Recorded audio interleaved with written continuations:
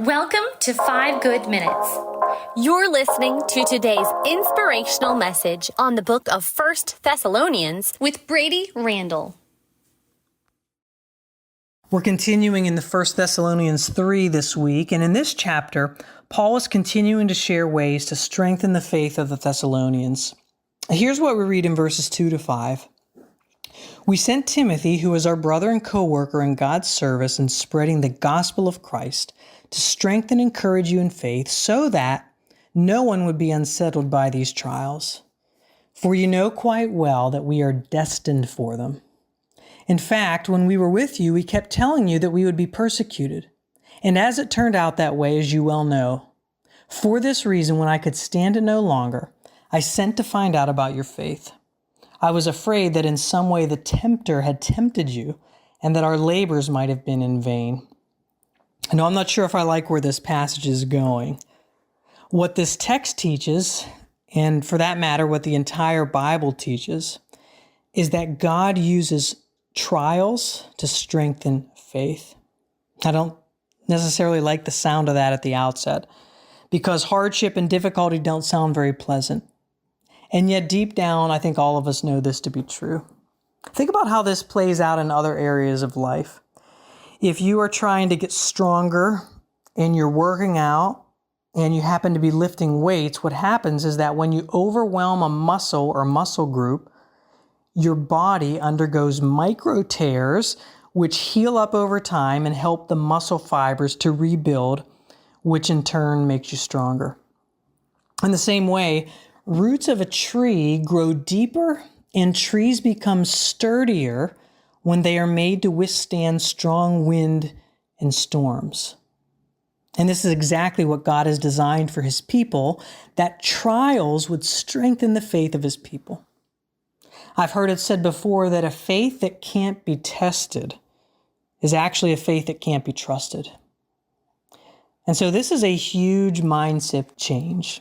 And many times when we go through something difficult, we might think that we're being punished, or maybe God doesn't love us, or that he's abandoned us. But the opposite is actually true, that if you're a follower of Jesus, God especially uses the trials of life to strengthen faith.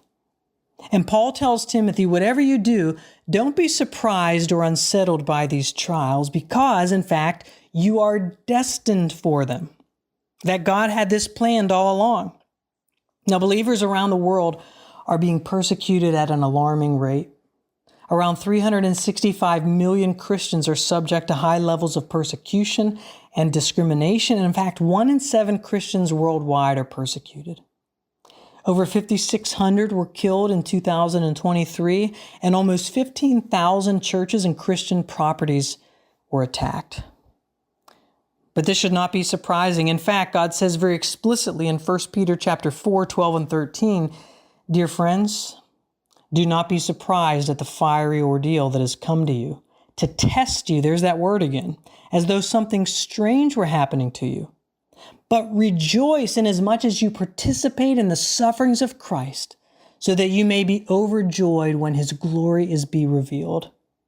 So don't be surprised, rejoice instead." And I wonder, as you just take a look at your own life, what are you currently being tested by? Maybe it's financial difficulty. Maybe it's a health situation or a relationship issue. Whatever God may be using, he wants to remind you that not only is he with you in the midst of it, but he is actually using it for your good. He's using it to build you up. That is, if you love God and are called according to his purpose. Everything that has happened to you, everything that comes to you, it has to come through the permissive, loving hand of God to begin with. What that means is that everything that God sends in your life and mine is needed, and nothing that God withholds is currently needed, or he would have sent it. When Kelly Clarkson sang those lyrics all the way back, when she said, "What doesn't kill you makes you stronger," she wasn't coming up with some radical new idea. This has been God's way all along, to strengthen his people and to draw them close to him, ultimately making them look more and more like Jesus. So I invite you today to ask God to help you to see your trials through His lens as you lean on Him. Thanks for joining us here today. There's a lot of great content to explore on Orchard Hill Plus and on the Orchard Hill main feed from the weekend. Have a great day.